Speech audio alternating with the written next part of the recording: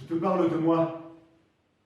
Je te parle de celui que tu as mis au monde, ou plutôt que tu n'as pas mis à mort.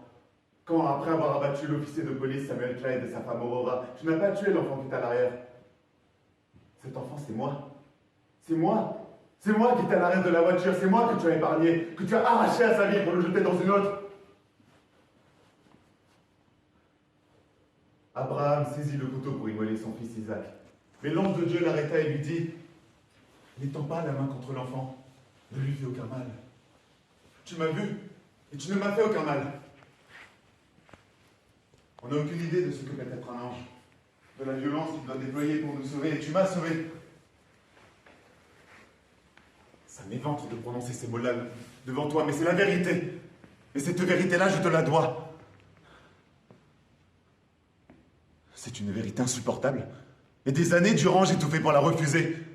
Mais elle surgissait sous la forme de psoriasis, de dépression, de cauchemars, d'anorexie et de scarification.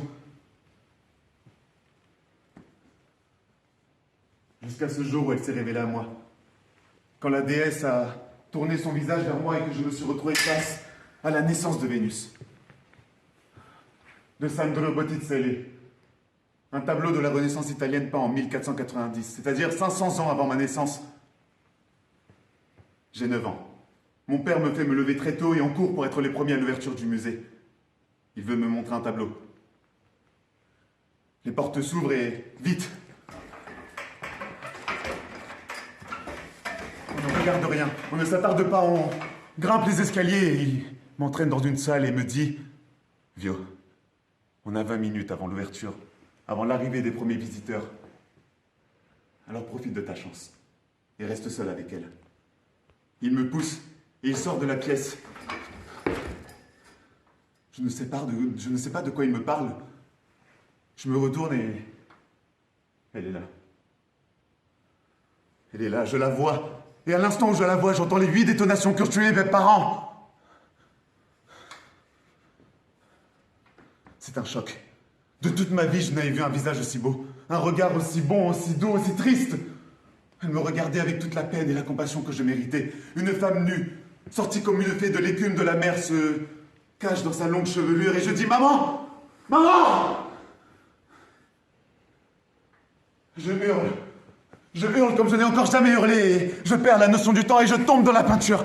Et la peinture en moi. D'un côté de Vénus, le monde ancien cherche à la rhabiller, et de l'autre, le monde nouveau souffle pour garder intacte sa nudité offerte, gage de liberté et de joie. Et dans ce partage du monde, je me reconnais en elle. Je suis le geste du peintre.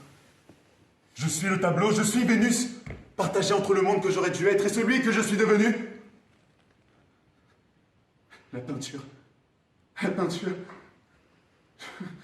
Je ne comprends rien à ce qui m'arrive, à ce que je vois, et tout mon corps, toute la vibration de l'air autour de moi me fait sentir combien tout cela n'aurait pas dû être. Et que si je suis devant ce tableau, c'est parce qu'un homme a tué mes parents. Si je suis devant tant de beauté, c'est grâce à lui.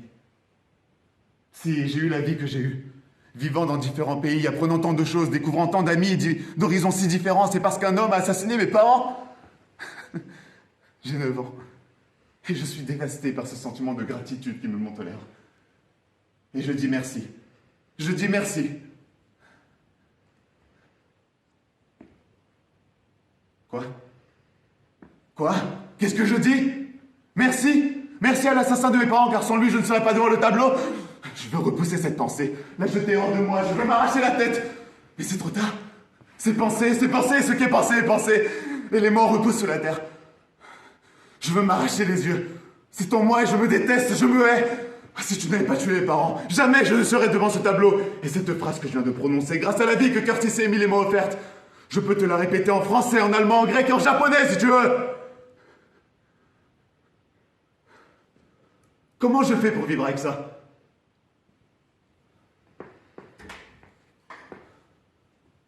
Ce qui a fait mon malheur a fait mon bonheur.